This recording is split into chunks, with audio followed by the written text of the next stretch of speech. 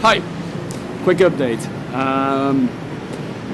It's out and I just bought my SIM card, so that's a good thing. I bought for 70,000 dong, which has unlimited data. I'm going to look for a hostel in the center right now, but first I'm going to find a bike.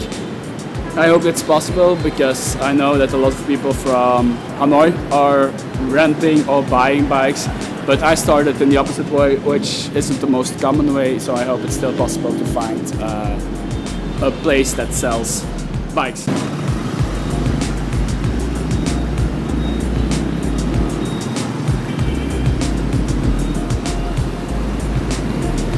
I'm standing here for ages literally just to cross by foot. This is insane, man. Look at this.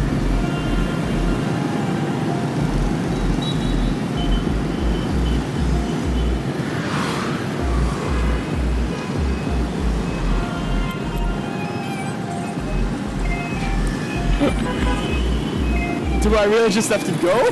What the hell?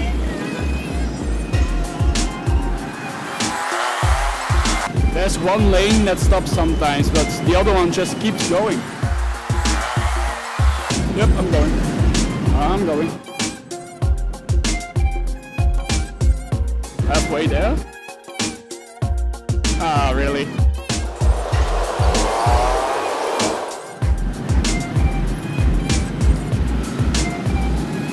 Okay, I'm going again. Maybe that's the thing. You just have to go. Okay. Wow. This is insane. This is literally insane.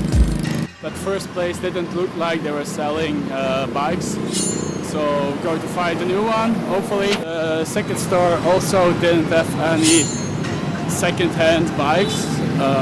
Well, at least they had bikes. It's more than the first one did. I'm going to find a hotel first. That seems like a better option, and just ask them there. Maybe they speak English and they can direct me to a shop somewhere. Okay, Vietnamese people are very kind.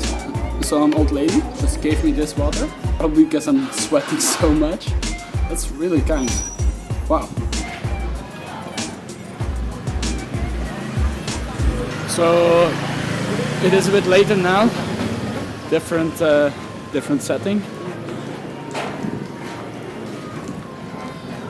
It's rather cool though. I also talked to the lady of the hostel. She said also that it's a better idea to buy a motorbike in Ho Chi Minh because more people over there do it, and here it's more difficult. So I will find a way to go to Ho Chi Minh and buy a motorbike there. Christmas!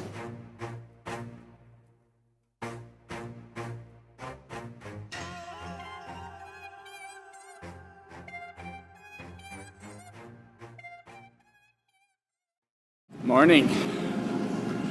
I'm going to the floating market of Can Tho. It's 8 o'clock in the morning. Yesterday in bed I arranged everything for my trip to Ho Chi Minh. I found a couchsurfer host. I booked a place in the bus to get there.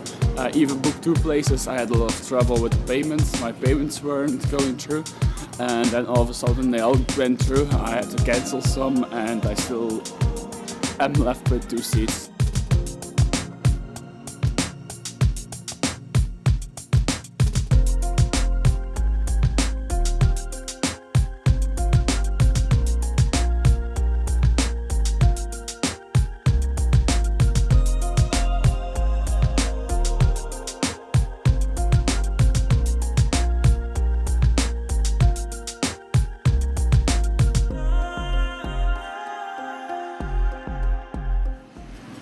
So that didn't go as planned. So first this guy started riding the wrong way. I was like, okay, sure. He didn't speak English. I don't speak Vietnamese, so he maybe misunderstood where I wanted to go. So we were driving around for a bit. I was like, okay, no, there. He started to get it, I thought. We stopped to buy a drink. I offered to pay for the drinks because I thought, yeah, okay, you're so kind to drive me around, so I can pay for the drinks. refused, he didn't want me to pay. He started driving in totally the wrong direction.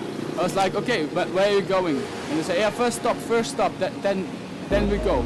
First stop. Stop where? Home. I didn't want to go to his home. I was just planning on going to this market. Right over here. And he was talking about first stop home. I let him drive for a while because I was like, well, he's being so kind to drive me around, so I don't want to be a dick and say, no, you have to bring me right now, right there. But he kept driving, and we were driving for quite some time, and I was like, what the hell is going on? Where is this guy going right now? And I didn't really feel safe. So I decided to tell him, okay, let's just stop right here. I have to go back, if you have to walk, that's fine.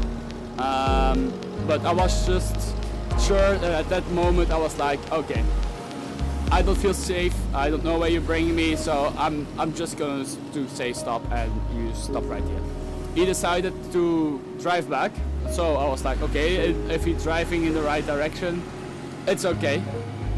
So finally, with a few wrong turns again, of course, we arrive here at the floating market, which I'm going to explore right now. Then he starts asking for money, but I offered to pay for the drinks. When he stopped for fueling, I offered to pay for the gas. He refused, but I just insisted that I paid for the gas. I gave him 100,000 dong. I was like, okay, keep the change, it's for your kindness, everything. He gave me the change back, he didn't want the change, it was 75,000 bong, something. Dong, I say bong, 75,000 dong. So he didn't want the money again, he gave it back. And then finally, when we arrived here, he asked for money. I was like, okay, yeah, why not? You drove me this way, I can give you some money. But he wanted more money and more. I didn't give him anything. I was just reaching in and was like, no, I want that one. Like the large bills, of course. And I was like, okay, no, dude. Thanks, but time to go now. But if you look at it in a positive way, I had this road trip for an hour. And I arrived.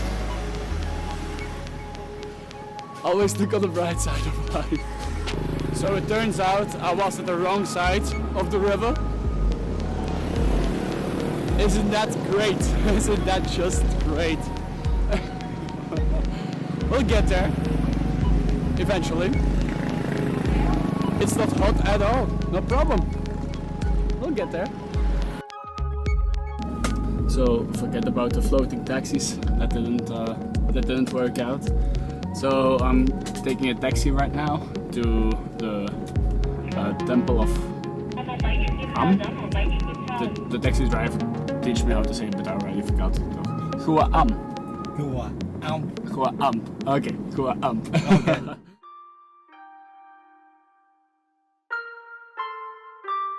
This is the Vietnamese temple that I was talking about, right across the big Can Tho river. I really like it, it's really beautiful. It's very small, but I really like the colors and all the gold and everything. And I think it's really worth visiting when you are in Vietnam. You can make a small donation if you want, but the entry is free. After a few meals in Vietnam, I do have to say I really like the Vietnamese kitchen. I ordered some rice noodles with seafood and a wildberry soda. I'm not going to eat this, I'm not falling for this again, it's really spicy. I've been through this once, not again. I really love that soya sauce, it's better than you can find anywhere you are.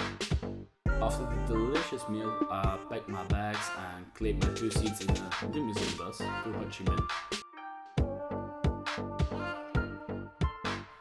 Even on the highway, the roads they are trash.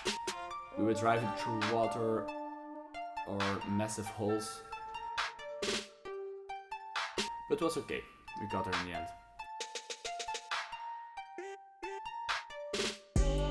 That's all for today's video. Live life frenetically, and I'll see you all in Ho Chi Minh. Bye.